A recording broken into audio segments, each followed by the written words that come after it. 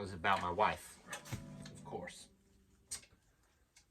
She makes me want to be a better man. That's how you know you got the right one. Alright, got a heck of a show for you today.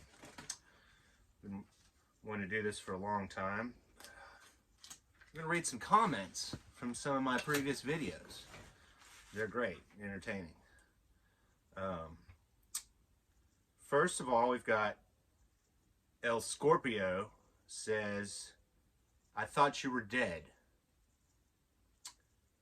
And then a guy named Peck says, I thought he was dead too. And no, I'm not dead, obviously.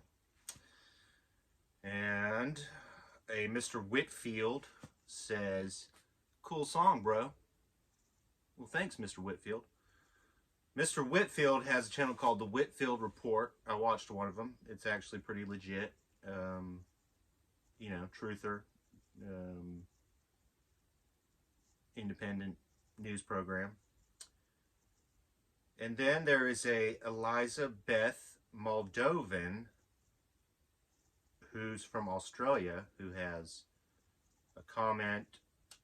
She said, I hope you and your two friends are out of that cult, referring to the Bears and Owen Benjamin, obviously. And I went to her channel. She wrote a book called From Heroin to Christ. It's obviously her testimony about her life and spiritual journey. And the video that she got the most views on her channel was obviously her complaining about Owen Benjamin. Obviously, she is one of those people that donated a couple years ago to Owen's Bertaria land, and she didn't feel like she got what she intended to get out of the money, and so she tried to get the money back and apparently got bent out of shape about it. I'm not here to judge her or her, motivations. I will just say, Miss Moldovan, it seems like you've been through a lot. It seems like you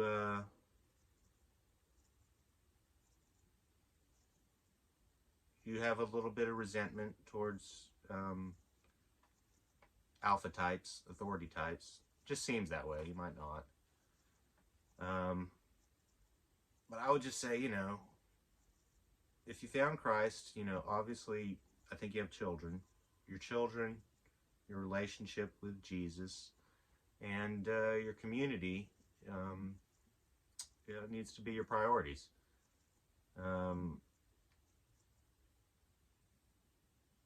Donating to things going on halfway around the world and then getting bent out of shape because, don't feel like you got what you deserved. It's just, I don't know, it just doesn't seem like the best plan.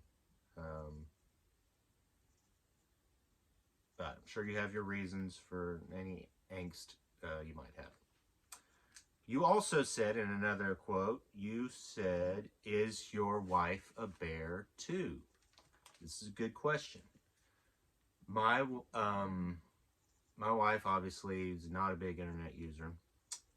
She had never heard of Owen Benjamin. Hasn't heard of most pop culture stuff. It's one of the things I love most about her. She's a music lover. She worked at a place called Hastings. A lot of you Americans might know what Hastings is. It's kind of like it was a book, video, toys, movies, instruments. It was a very eclectic store. But she was in the music department in the early 2000s. And so she just learned that new music came out every Friday. And so for the past 20 years, every Friday, that's been her thing, is just peruse the new music coming out. So she has a very wide-ranging appreciation and like a savant cataloged mind of all the music that's been released, the good, the bad, and the ugly of it. There's been a lot of it. But as far as comedy and truther stuff, no, she's not a part of that. So I'm slowly introducing her to it.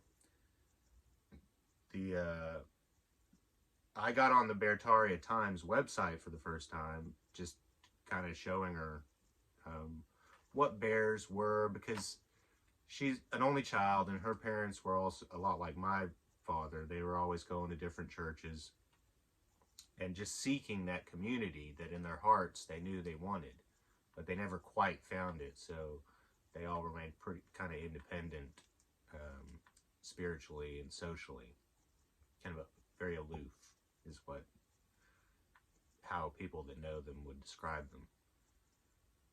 But she got a really great impression from the Bertaria Times because, you know, we're talking about chickens. Chickens are going to be a big thing, hopefully in the near future.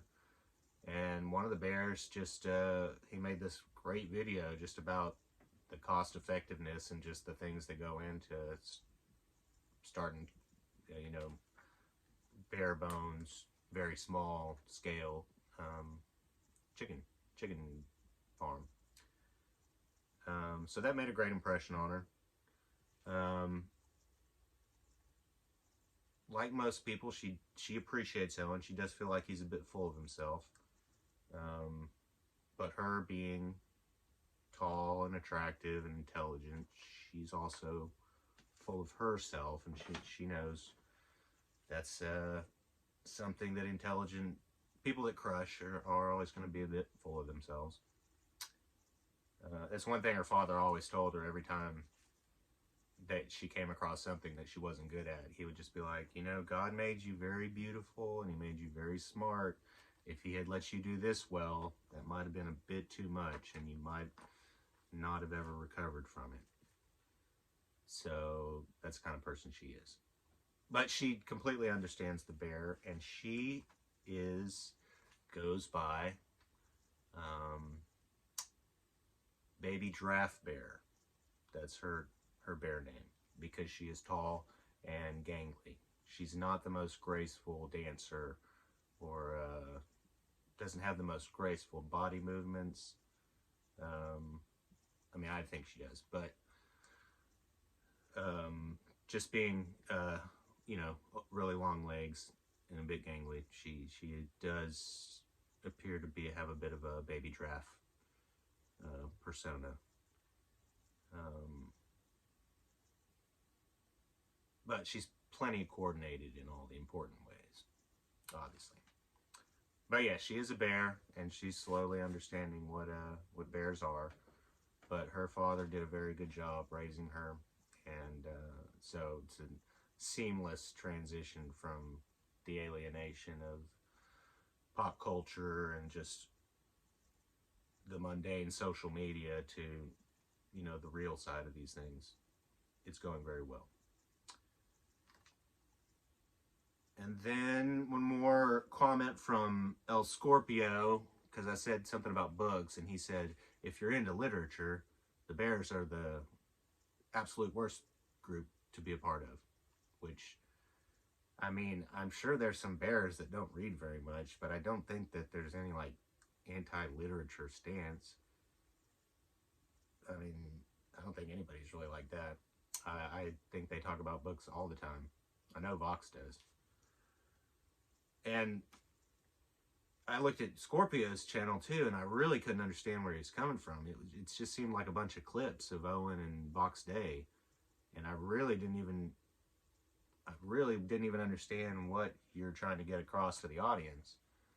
So I think the clips that you chose, that you strung together, they say a lot more about you than they possibly could about Owen or Vox, because they don't say anything about Owen or Vox. I think it's just, I don't know, it's like a personal and private video about them to yourself. Which, if that's your thing, it's fine. I'm open to the possibility that you might have more to offer. So that's the comments. Hopefully there'll be more in the future. There's not a lot to work with right now. So let's see, what else did I want to talk about? Oh yeah. So working every day and coming home. If I have one complaint, my wife and my mother-in-law, they watch a lot of TV. TV shows and cooking shows. Now, I've worked in a lot of restaurants. I love gourmet cooking shows. I love shows like, oh, who's the famous lady? Julia Child. Just somebody showing you how to do a dish, and it is very artistic. All learning all the combinations of ingredients and what works and what doesn't. Because a really great meal can change everything for you. It can change your life. It can change, certainly change your mood and your demeanor instantaneously. Food is very important. One of the best foodie movies there ever was is called Babette's Feast, and it's based on a book written by Isaac Denison, who's a very popular female writer, I think about 100 years ago. But it's got a great, very based, very spiritual message behind it. But the food stuff in it is incredible. Just the meal that gets prepared in that movie, and the reasons that this meal gets prepared, and the people that she prepares it for, and the whole story leading up to it. It's a great movie. I believe it won Best Foreign Film in like 1983 or 84. So yeah, cooking shows, I do like them, except the Food Network, it's crazy. It's crazy mind control stuff now, and like just growing up poor and seeing just some of the stuff they do, it literally makes me sick. Like, it makes my stomach sick to see how much food gets wasted on these shows. And I'm just thinking, did these shows air in third world countries? Because I know, like, the poor kids, like, kids may not have anything to eat, but usually their parents are going to make sure they got cable. I mean, cable TV is more important than vitamins for a lot of American families. And I can't stomach just the waste involved in these shows. And if any of you have ever worked in a restaurant or a grocery store, you know how much food we waste in this country. We waste enough to feed the world. We throw away enough every day to feed the world, to give the whole world a complete meal. And probably more so. And it's not just food, it's everything. Like the construction gig that I did for a couple weeks before I got my job with the sheet metal shop, literally they threw away enough material to build a house in a week out of the dumpster. And I hope that wherever these dumpsters go, that there are Mexicans or somebody's pulling out the good material and using it. Because we would throw away enough material to build a house every week. And it's just not sustainable. Just this kind of excess that goes on in the West. But that's not what I was talking about. I was talking about shows. So I've had to get used to coming home, have a meal, and then we usually sit down and watch one episode of something. It's like the family thing.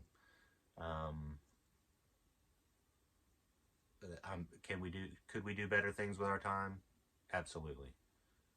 But it's just so easy to have a little, that's the family time, unfortunately. We do have a lot of conversations and we do a lot of other stuff together, but the daily thing is we eat a meal and watch an episode of something. And the first show we watched was Downton Abbey. And there's a lot of grabbles in this show, watching all the seasons that they did. And I guess there's 2 movies that I still need to watch. But this show is like exactly 100 years ago. It takes place around the 1920s in England, and it's about an earl and his estate. And, you know, you've got the upstairs people and the downstairs people. And they're having to move into modernity. And the whole show is about what parts of this traditionalism, the traditional world we live in of lords and ladies and servants, which part of this do we have to leave behind, and which parts of progress do we need to embrace? And it's usually like the complete wrong stuff. And everybody in the show is gay. All of the female characters are gay in the show, and all of the male characters are super gay.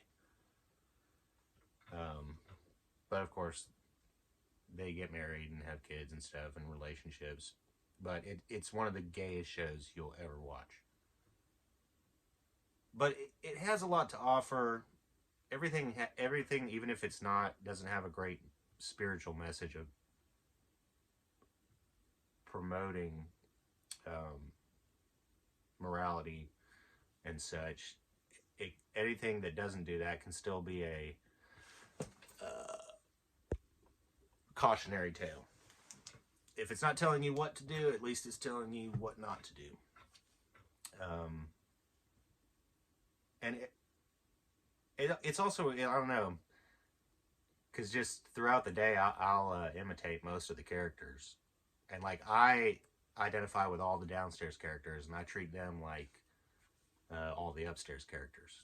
Just so that we maintain a, like, yeah, we're all American and we're all in the same kind of financial demographic, but you guys, that being my wife and her mother-in-law, you come from an easier existence than I do, and I'm just not quite comfortable being treated like an upstairs person.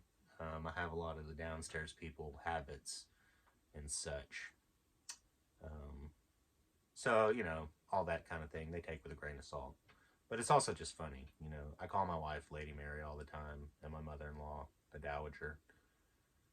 And I talk like Carson a lot.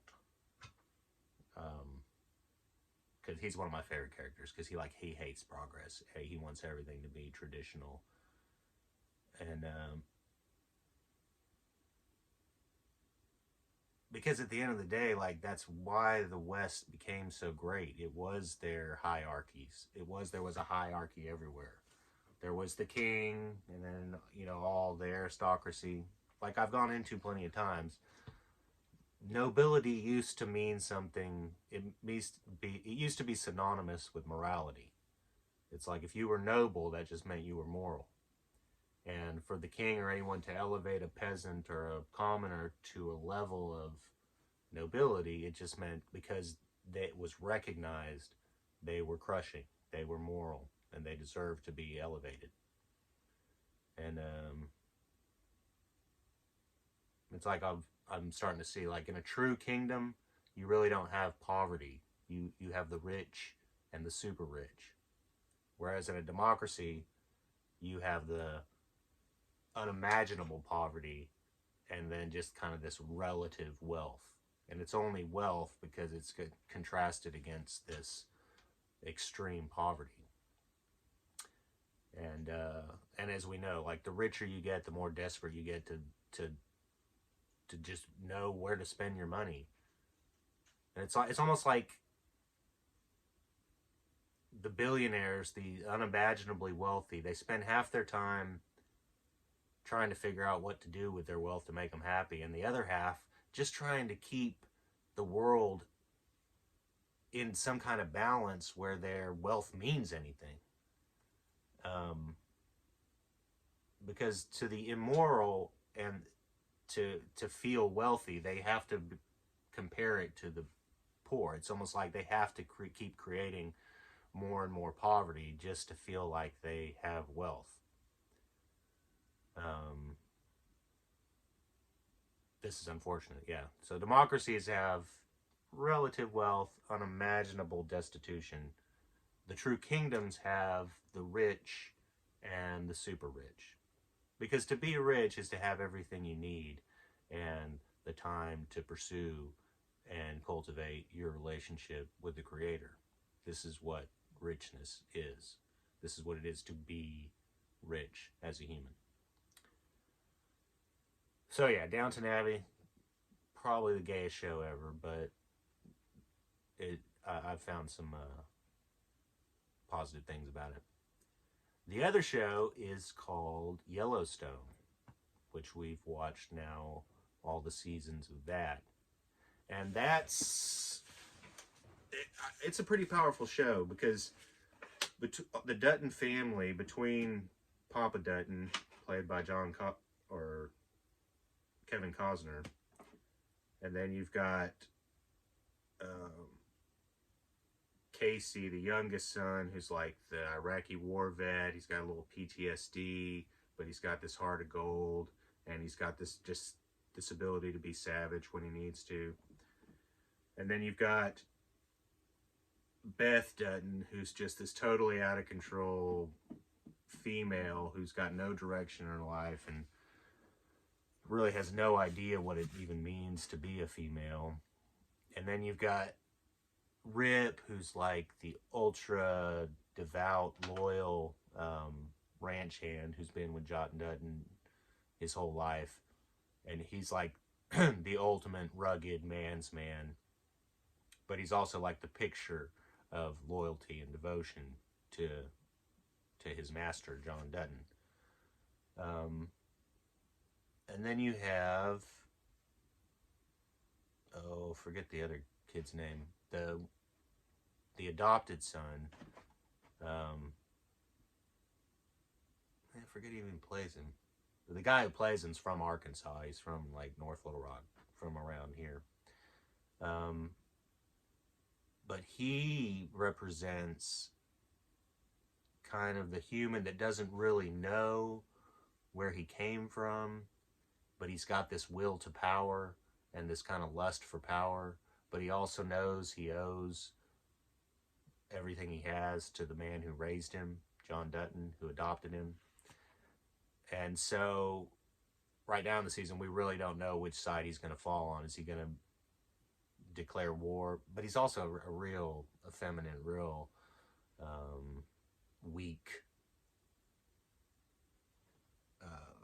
weak-willed character.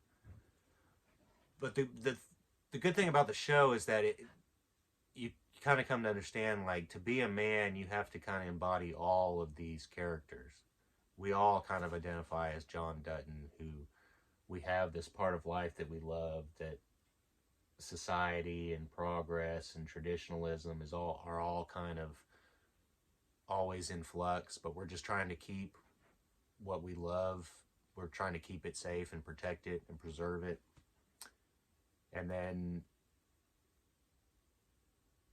all of his kids, represent other parts of us. There's the part that's gonna be immoral for our own best interests, and then there's the part that just wants to sacrifice ourselves for the right reasons. The Casey character. There's really no strong female characters in it. I mean, the Beth character is obviously a dangerous kind of character and very, emotionally strong at times, but no direction and no role model for anyone. And then the only other female character is Casey's wife, who's an Indian, kind of showing Casey has that almost pagan Indian, living off the land, all these aspects of his personality. He's embraced that side of reality. But his wife she's completely ridiculous. Like, she's so unhappy all the time, and she wants to be a teacher and enlighten kids so they know how much the West has abused the Indians. It's like she wants to do everything except just be a mom. And maybe that's what the writers are trying to show. It's like this woman's trying everything to be happy, but until she really just embraces her role as a wife and mother, she's not going to find it. And I've even said that to my wife and mother-in-law while we're watching it, while she's having one of her tantrums with Casey. I was just like, man, if she'd spend a little more time in the kitchen, I think all these problems would go away. But obviously, that's not an option that you can offer modern Western women if you want to have a popular TV show. So it's all up in the air. The Dutton Ranch is big bad progress in society. Are they going to turn it into another airport, strip mall, casino? Or is he going to be able to buckle down and preserve it? Obviously, it being a popular modern show, a lot of real spirituality doesn't come up in it. But John Dutton, you can tell he wants to be ethical. He wants to be moral. He knows that if you cross certain lines to protect what's yours, you're actually, in crossing those lines, you're actually sacrificing what you're trying to protect. And so there's some good little lessons there. It just remains to be seen how are they going to try to wrap up this whole narrative. And that comes down to, like, it always seems to happen no matter how good the show, any sitcom or TV show, it's almost like eventually there's going to be some kind of major disagreement between the writers and then the supra producers. And the level of entertainment just takes a nosedive. I've seen it in so many shows. And because it's almost like they can't resolve it. They can, and the comedy and the drama can't sustain themselves forever. Because I'm sure this has happened. It's just certain actors become super popular as a certain character, and it's funny. And then you got these side characters, and it's hilarious, and it's friends that the viewers, they want to visit every week. But after a certain amount of time, you just can't repeat that stuff over and over. It starts to get the opposite of entertaining. And so the actors involved and the writers, they're like, man, we just can't do this. Something needs to happen. This music needs to be resolved. This symphony needs to be resolved. We can't just cut it off, which I guess that has happened to a lot of shows. But I think what happens is the writer's like, look, in order to resolve this properly, this is going to have to happen. But then the producers are like, no, the deal we made with Satan is we said that we would never let things like this happen. We would never resolve things like this. And then the writer's like, oh, we're done then. You can hire, whatever kind of hacks you want to finish it up. And that usually ends up being what happens, is the quality just goes downhill fast. And a lot of times I think the studios are just left with like, what? All of our talent and all the writers and even the directors, they're all gone. Like we saw the show. The advertisers, they're still paying us. We got to show something. And so they'll do like one more half season of ridiculousness that really just leaves a bad taste in everyone's mouth. But it technically counts as, the show ending. But yeah, that's Downton Abbey and Yellowstone. That's my television entertainment right now. I'm reading a few good books. Hopefully I'll be able to bring some of that info to you soon. A lot of synchronicities going on with the literature that I'm reading. So that's all good. So I've talked for 30 minutes, and that seems like enough. So hope everyone's doing good. Keep crushing, and if you're one of those anti-crushers, one of those anti-bears, just keep attacking. You only make the cause more clear, and you make the bears stronger. So even you anti-bears have an important part to play. So keep on playing it. I'll talk to you next time. And if you need any sheet metal, air conditioning, heating, or refrigeration parts, direct message me.